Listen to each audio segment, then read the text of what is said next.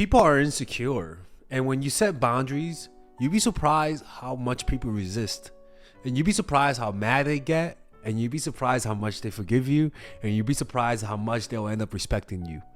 Now, some highly insecure people will start gaslighting you, which shows you that they're toxic and manipulative, right? This is why boundaries reveals everything. It reveals a person's self-esteem. It reveals a person's real nature, whether or not they're vindictive, whether or not they're understanding. When their partner tries to establish healthy boundaries or take time for themselves, it can trigger feelings of insecurity and activate the brain's stress response. And this is not done intentional. Like, if you do the real boundaries, people are going to feel insecure and they're going to want to see you more. Which then, like a boss. Don't forget coupon code MINDFUL to get 50% off all of my courses, and coupon code MINDFUL to get 20% off all of my coaching calls. All right. So MINDFUL is not, we had to change it up because a lot of people were having trouble with the old coupon code. So we're just doing MINDFUL, people. Okay. A lot of people believe that in order to be valued, they have to offer something tangible, be funny, be interesting, have a great job, be good looking. And those things have a superficial sense of value. And we're not going to touch on pretty privilege, because that's actually one of the easiest way to be valued. I mean, as a child, good looking babies get better treatment from adults, and they grow up to have higher self-esteem, and they're trusted more by adults than ugly looking babies, you know? So the prehistoric looking babies, but if you're a good looking baby, you're gonna be valued. But we're not gonna talk about that because it's obvious, right? So this one is more about the unexpected ways that people are genuinely valued in society. And the most important way for you to be valued is to understand the other person. Too many people want to be understood. Too many people want people to see their point of view. Too many people are frustrated that people are not open enough to get to know them, that people have a closed mind, that people are stubborn. But what people don't understand is that you're also stubborn. Why? Because you believe you have better things to say. You believe you're more interesting. And you believe that the other person doesn't have better things to say than you do. And so this comes out in your attitude and how you listen to people and how you interact with them. And as a result, when you talk to people, all you're doing is talking about yourself. All you're doing is trying to let yourself be understood, but you never really think about understanding the other person. Let me tell you something about people. What people really want is to feel understood without being judged. If you could find somebody who knows your flaws, who knows your negative, your flaws as a person, and they still accept you, I could promise you a part of you is gonna shed a little tear. It's gonna shed a little tear. Why? Because that reminds us of our childhood, when we were at the most happiest, when we were the most impressionable, when our parents hopefully loved us despite our flaws, where our parents picked us up from jail and still cooked us dinner, right? All of that kind of stuff are things that most humans need. Every person needs it. But the problem is that the world that we live in, people are so self-absorbed that they don't really take the time to understand the other person. Why? Because they just want to be understood. So this concept that I'm telling you right now isn't really like a tactic. You got to look at this person in this eye and then here and then look at him there. No, this is an attitude change. You literally have to say to yourself, I want to understand this person. I want to understand who they are without judging them. And if you genuinely try to understand them with compassion, they are going to feel it. You're not going to notice what you're doing differently, right? That's one thing. You're not going to pay attention what you're doing differently. And you might say, wow, Alex, I'm doing the same thing. Listen to me. If you talk to people trying to understand them with compassion and without judgment, they're going to feel that, because it's an energy transfer. As social beings, humans have an innate desire for connection and acceptance. We seek validation and reassurance from others to feel a sense of belonging and to establish our identity within a social context. The sensation of feeling accepted and understood unconditionally, without having to hide our flaws, is incredibly powerful. It evokes a deep sense of relief, comfort, and emotional security. When we are genuinely understood, we experience a profound sense of validation and acknowledgement. It allows us to feel seen, heard, and valued, which in turn boosts our self-esteem and overall well-being. The origins of this sensation can be traced back to early developmental stages. In childhood, the way we are understood and accepted by our caregivers shapes our sense of self-worth and influences our ability to form healthy relationships later in life. When we receive understanding and acceptance from our caregivers, it establishes a foundation of trust and emotional security. Psychologically, feeling understood and accepted activates the reward centers in our brain, releasing neurotransmitters such as dopamine and oxytocin. These chemicals contribute to positive emotions, promoting feelings of happiness, connection, and a sense of belonging. Furthermore, societal norms and cultural influences play a significant role in shaping our need for understanding and acceptance. Society often places expectations and judgments on individuals, making it challenging to reveal our vulnerabilities and flaws. The fear of being judged or rejected can lead us to hide aspects of ourselves, hindering authentic connections and personal growth. And they're going to value you, and they're going to look at you with so much warmth and happiness because you understand them and you don't judge them at the same time. For example, the best way is to imagine a drug addict, right? Somebody who's addicted to drugs. What type of person do you think they need in their lives? Somebody as vulnerable as somebody who's addicted to some hard drugs. What they need is somebody who understands them, is somebody who sees them at their worst and still loves them. We all need that. And if you could provide that to anyone, to your girlfriend, boyfriend, ex-boyfriend, fucking Tyrone, the personal trainer, your granny, they're gonna love you. This is why we love our grandparents and our parents a lot, because they know who we are and they still accept us. So that's one thing. Just try to understand people, not tolerate their bullshit. That's completely different. Not let them abuse you, not let them take advantage of you, not let them lie to you and then go behind your back and play you. No. Because the next one is this: boundaries, right? Your boundaries is your emotion, is your immune system. If you don't have boundaries, people cannot value you. We've all had friends who listened to us, who understood us, but they had no boundaries. There's a certain level of respect that we tend to lose for people who have no boundaries, for people who have no self-respect, because you tell us how to treat you, not the opposite way around. So if you're gonna do this, you gotta have boundaries, people. You gotta have boundaries, because then you're gonna look like one of those social workers or psychologists who are in an abusive relationship, where you're compassionate but stupid at the same time. You can't let people treat you like anybody else. You gotta make sure, you gotta force them to respect you, not by fucking gaslighting them or waterboarding them. Nah, don't put me in that conspiracy. What I'm talking about is you force them to respect you by either saying you're either gonna respect me or I'm leaving you. There is no other threats. There's no spinneroonies, no slashing tires. This is just, you either respect me or you leave me. This is not a negotiation, boo-boo. So that's one thing. You got to have the boundaries. That's the first thing.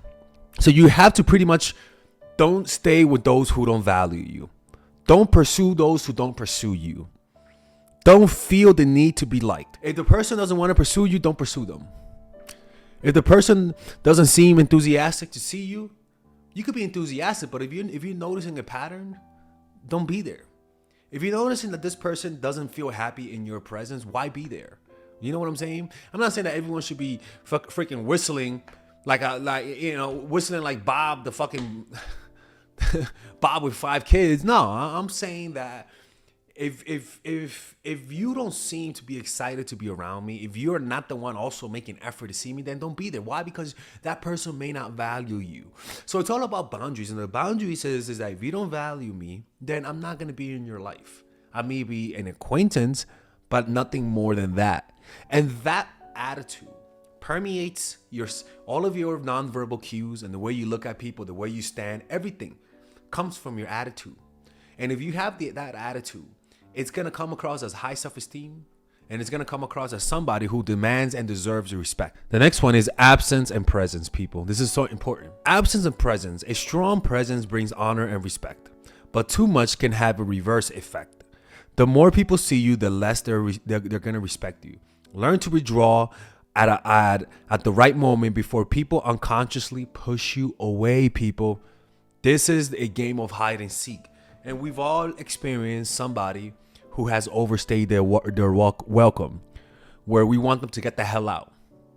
We've all been there, and this is what this is pretty much saying. So from time to time, don't be there. If you see them five days in a row, give them a break. Let a motherfucker breathe. It's your and you'll say, okay, Alex, how much space should I give them? Well, first of all, don't ask that question simply because right now it depends on your state of mind. If you're really needy, if you're feeling the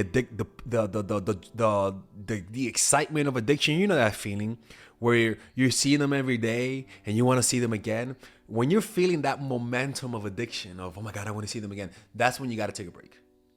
And the problem is that if you're an unhappy person, if you have low self-esteem, that feeling is going to be so intense that waiting is going to hurt so much to the point that you're not even going to do anything. At the core of low self-esteem lies a lack of self-worth and confidence in oneself. Individuals with low self-esteem tend to have negative self-perceptions, constantly questioning their value and fearing rejection or abandonment.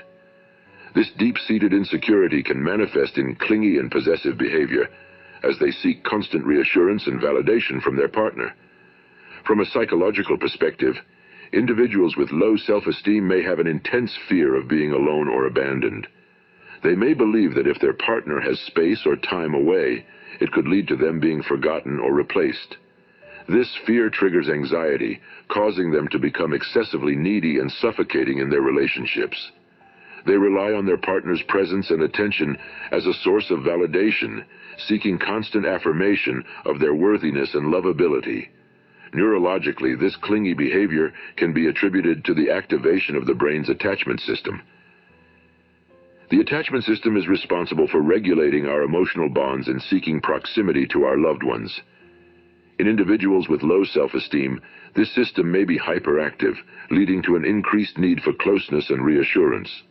When their partner tries to establish healthy boundaries or take time for themselves, it can trigger feelings of insecurity and activate the brain's stress response.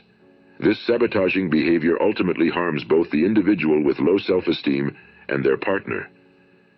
By not allowing their partner space to breathe, they inadvertently create an unhealthy dynamic built on dependency and neediness.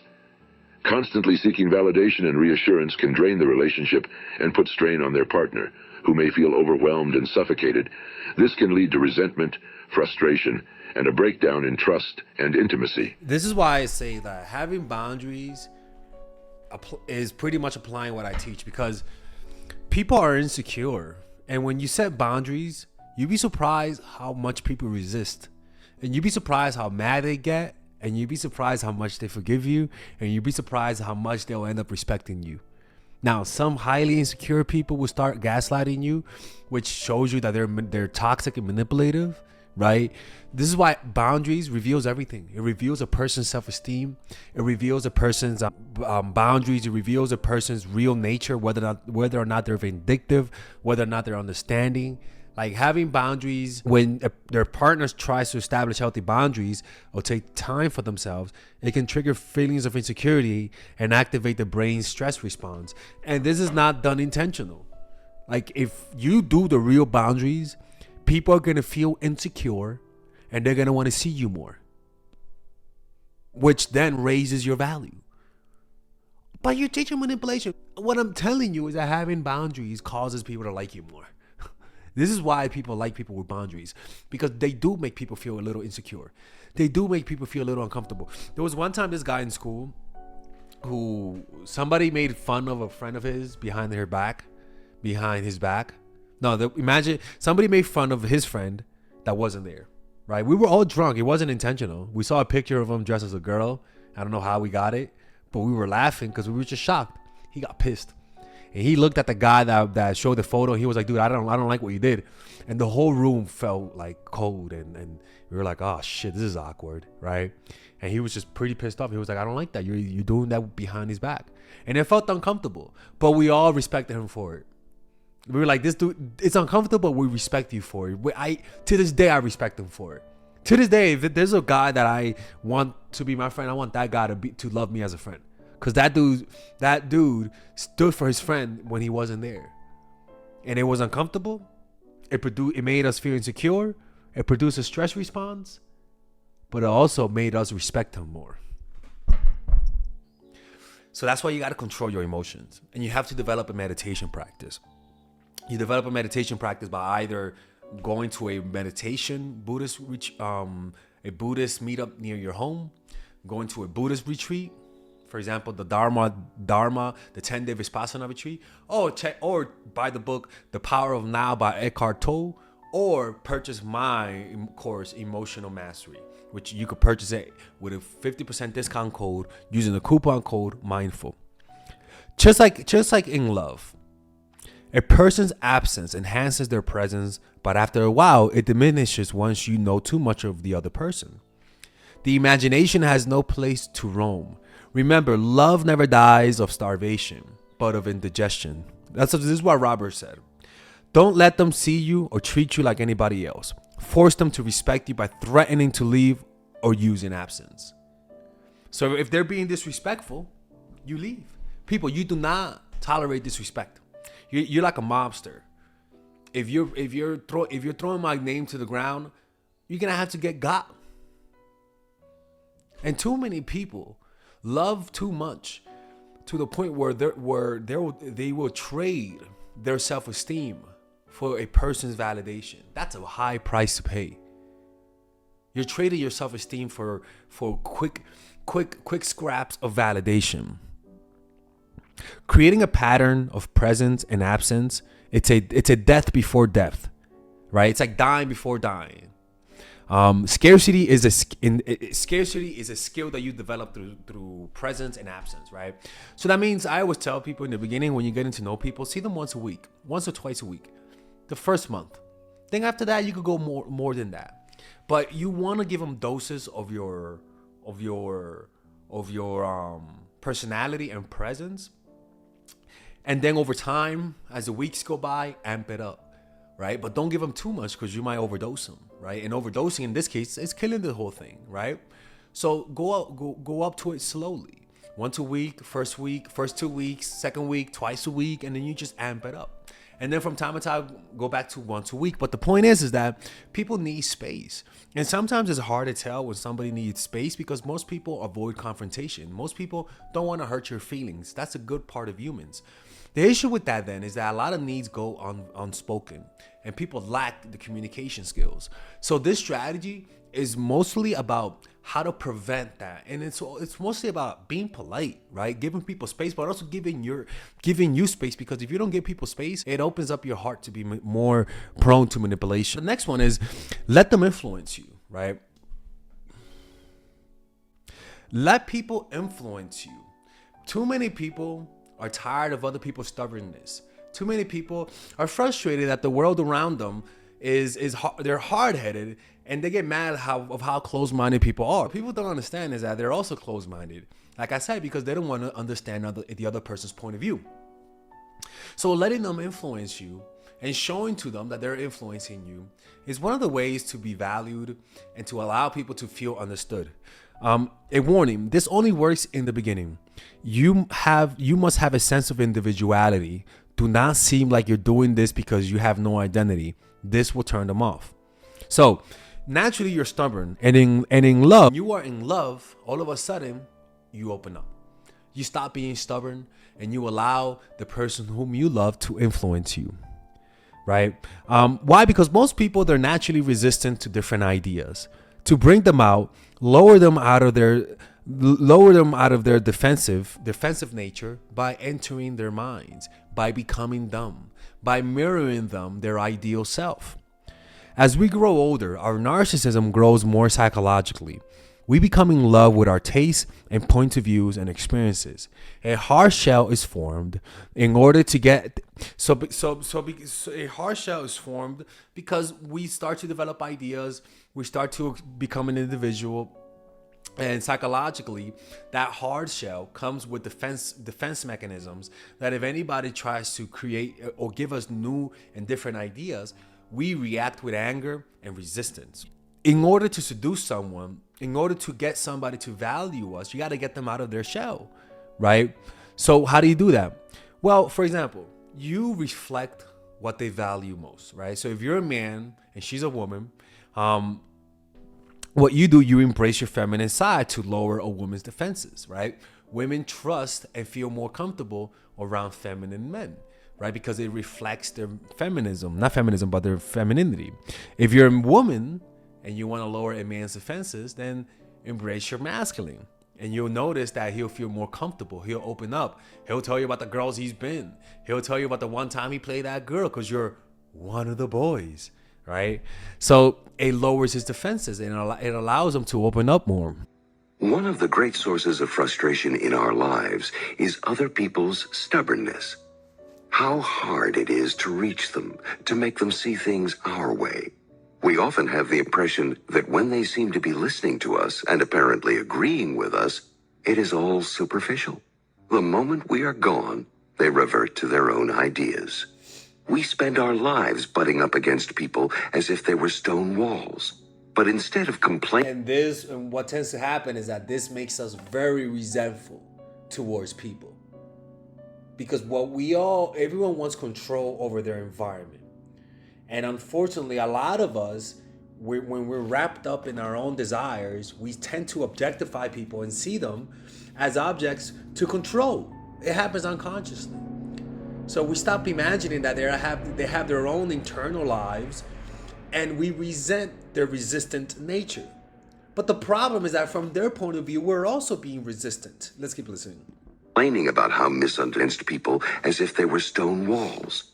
But instead of complaining about how misunderstood or ignored you are, why not try something different?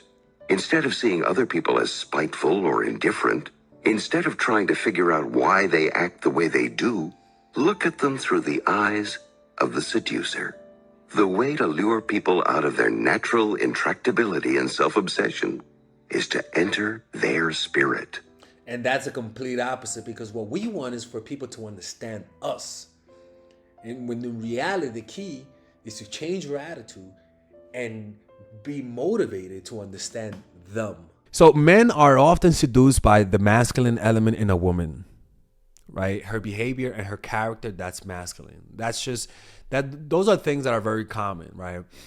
It's charming to a man to see a woman have masculine traits. Oh, she's like one of the boys. She knows how to get dirty, right? Oh man, she's like my best friend, but I could bang her, says right?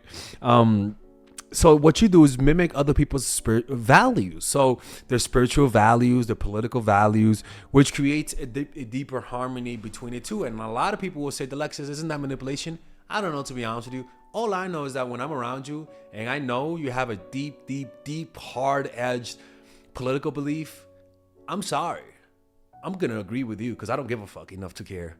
Like, I don't care about proving you wrong. I'm going to agree with you. Don't care. Because you're going to like me more at the end of the day. And I think a relationship with you as a person is more important than who you think should be president. The fuck? So yeah, I'm gonna fucking go with the punches. If I'm in art school, I'm leftist. Yeah, people, I don't care. My political views are like a mask. So it's kind of like people say, what do you think about this? I'd rather find out what you think and I'll agree with you. Again, people might call this fake. Wonder why? I don't care. Simply because I just don't care about those topics. So, but I know you care about them, so I'm going to reflect it to you. And people must say, oh, Alexis, but I saw you in another video. Well, I don't care, people. like you'd be surprised how many enemies you make just because you want to prove them wrong politically, man. Sometimes it's not worth it. Sometimes it's better to just, the most savvy social actors in this world understand this. You think most people believe what they say? No. What they do is they do this. They see where the wind is blowing. And just go with those, and they just go with that. But also, you can also not just mimic people's character traits, values, also mimic their spiritual values, which is an element which creates a deeper bond. So if they're into spirituality, practice their spirituality. I've dated Muslim girls, and when she would pray, I would pray. Fucking, I don't give a fuck. Like I pray to Allah. If you're Buddhist, I'm gonna pray to Buddha. If you believe in the spaghetti monster, I'm gonna pray to the spaghetti monster.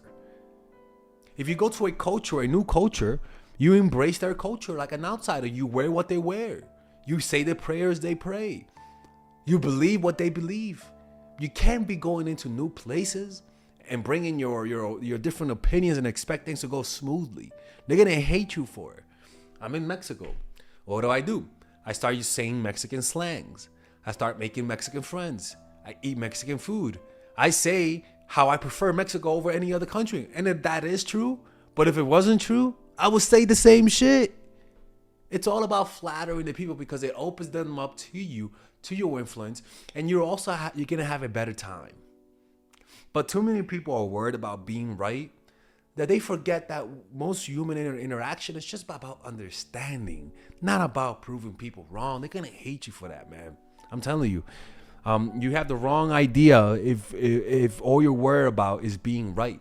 The next thing is scarcity. Now, let's talk about the type of respect and value we talked about was relationship-wise. Now we're gonna talk about value in terms of every area of life, right? This does apply to relationships. This also applies to friends, to making business acquaintances. Now, mind you, this part of skills that we're talking about, this does apply to business and relationship, but where it applies in relationship most is that this benefits men more than women. In other words, if I'm a guy and I paint, and then I have my female version, Alexis, right? And she paints, being able to paint is gonna make me look more, it's gonna give me more of a boost in my sexual market value than it'll give the woman a boost, right? For example, me losing 10 pounds, it has an effect on how good looking I am, but it increases a woman's good look even more if she loses 10 pounds as opposed to me losing 10 pounds, right? So guys are more valued by their external value, by your status in life, right?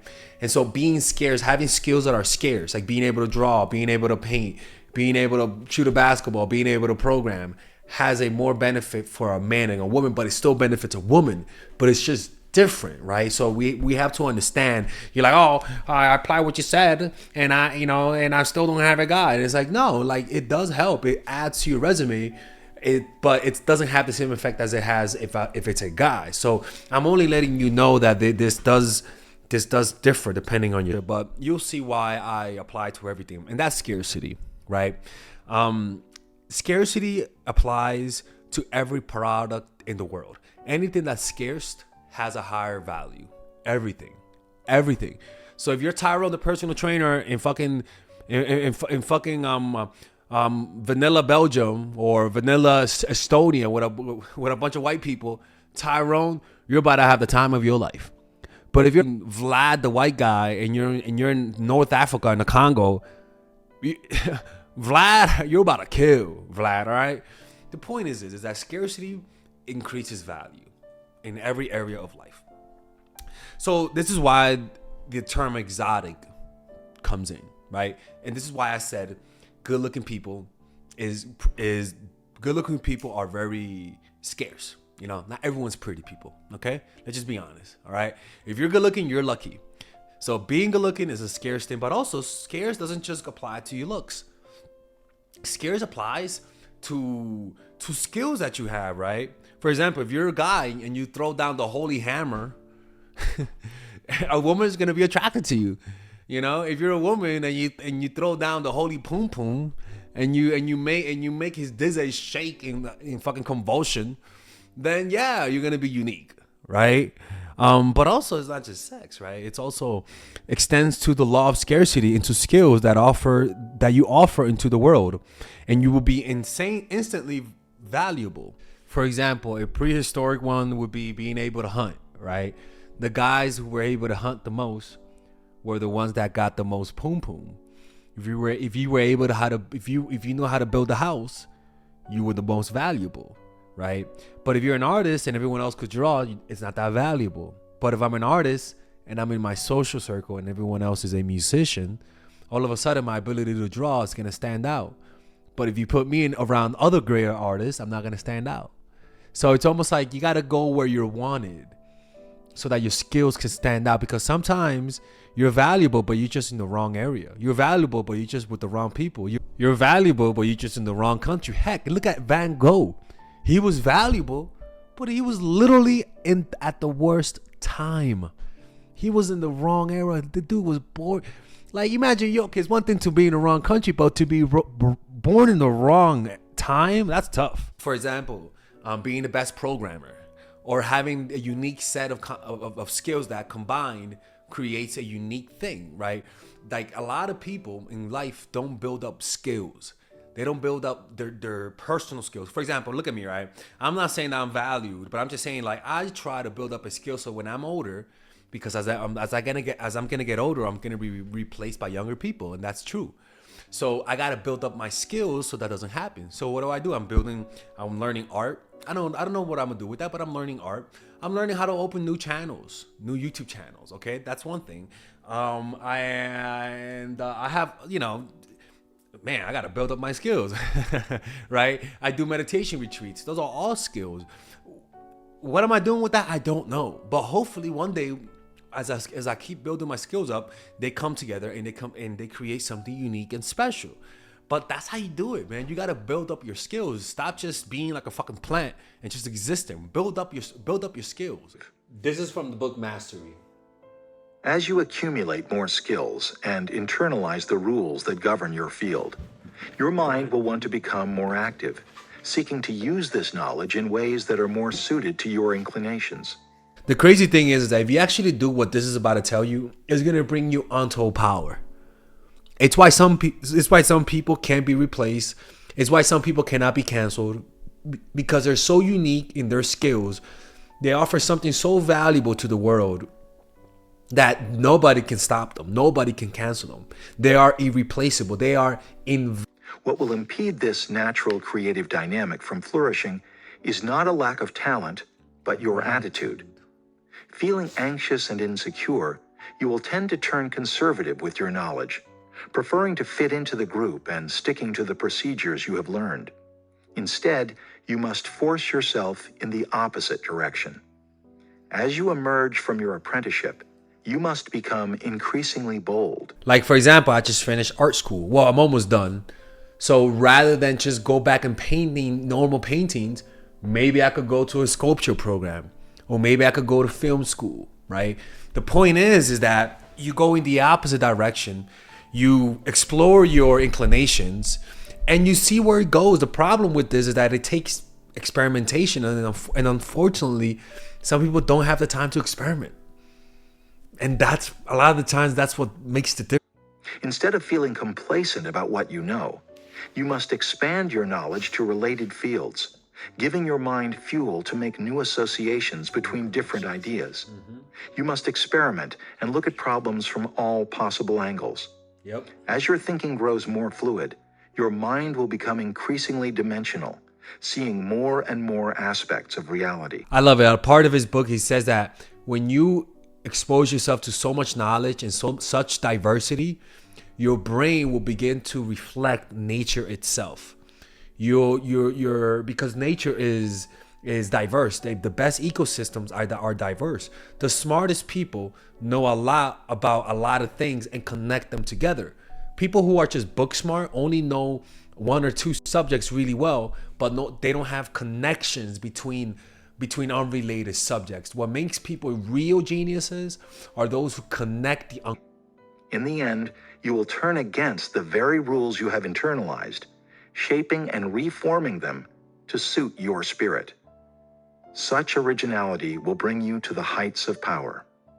And if you feel like you have too many weaknesses, then focus on what you're best at and build that up, right? But that's how you become valuable to an employee. Or find a boss or somebody who needs you, whose weakness is your strength, right? That's one way to be irreplaceable. Now, the next thing is represent a higher cause, right? For example, let's just say you're a nobody, but then you're noticing that the people in your neighborhood where everyone is mad that the city isn't putting the money into your area. There's a lot of potholes. The parks are messed up, and everyone is mad, but nobody is talking about it. Well, what do? You speak up. You tell everyone what you're thinking of doing. You go to City Hall, and you represent the people behind you and say, hey, look, we're all mad, and I'm speaking for them. Automatically, you're valued. You represent a higher cause. You represent their needs. You get what I'm saying? So what I'm pretty much saying, this is almost like politics in a way, but it's not just politics, right? It could be that you represent people who are getting abused. It could be that you represent your own people, right? But the point is, representing a higher cause will always make you more valuable as a person. Always, right? Why? Because when you represent a higher cause than you, people who agree with you will give you power, and that power is their influence. And also that power is that you have all of a sudden this halo effect where nothing you do is wrong because you represent them. Now, this is a problem though, because then this can make you corrupt. This can make you somebody. The power they give you could corrupt you, and that's why a lot of people who do this get corrupt in the process. That's why you have a lot of political activists who had great beginnings and who had good intentions, but were corrupted because of the power they got from it. You know what I'm saying? An example of that was Malcolm X, right? He was seeing his people get abused, get hurt, get manipulated by the white man, right? Sorry, Whitey. And so he spoke up. And when he spoke up with the same anger, but controlled anger that his people had. And so when he was speaking in front of people, people will relate to him because he's speaking for them. And so one time there was a mob because something happened. I think a cop hurt another black guy, and the people in their area got tired of the police brutality. And so they started looting and mobbing and destroying the area that they were in. I don't exactly remember. But the point is that they were like, who could stop this? And they're like, well, this is one guy named Malcolm X, and they listened to him. They brought in Malcolm X to the city hall, and Malcolm X said, look, man, unless you convict this guy and you charge him of what he did, they're not gonna stop. So now, because they trust him and because they respect him and because they believe he represents them, if he said destroy this whole area, the people would have done it. Because he represents their cause. And so what happened? The mayor succumbed to him, did what he asked, and the people stayed calm. But now, what did that show? Now, what that says is now he has power, right? But that's at the extreme, not at the extreme, but that's what's possible, right? Like when you represent something greater than yourself, racism, police brutality, even though people, I'm not a victim mindset. I'm sorry, like, you know, even though there might be racism, I don't believe there's racism where people say there is. For example, I believe there's racism in the criminal justice system, right? There's a lot of racism and sexism there. If you're black, you're gonna get, and if you're white and black, and you did the same crime, the black guy will get longer prison time. Everyone knows that. That's so undeniable, right? But then if you're a man and you're a woman and you both commit the same crime, the man is gonna get longer prison time. That's sexist, right? I believe that's where sexism and racism is, right? It's so obvious. Everywhere else is I'm kind of like iffy about it because in my personal experience, I haven't seen it, you know? So it's almost like for me, I have to experience it. You know what I'm saying? Or else I can't, you know, like my experience has been pretty positive. Now, so yeah, these are some of the ways to be valued as a person, right? I hope you guys enjoyed this video. Don't forget we're having a coupon code Mindful. We changed the coupon code to Mindful because a lot of people were having trouble with the coupon code. So just coupon code Mindful to get 50% off my courses and 50% off my one-on-one and 20% off my one-on-one coaching calls. All right. Those coupon codes expire at the end of the month. See you guys later. Take care.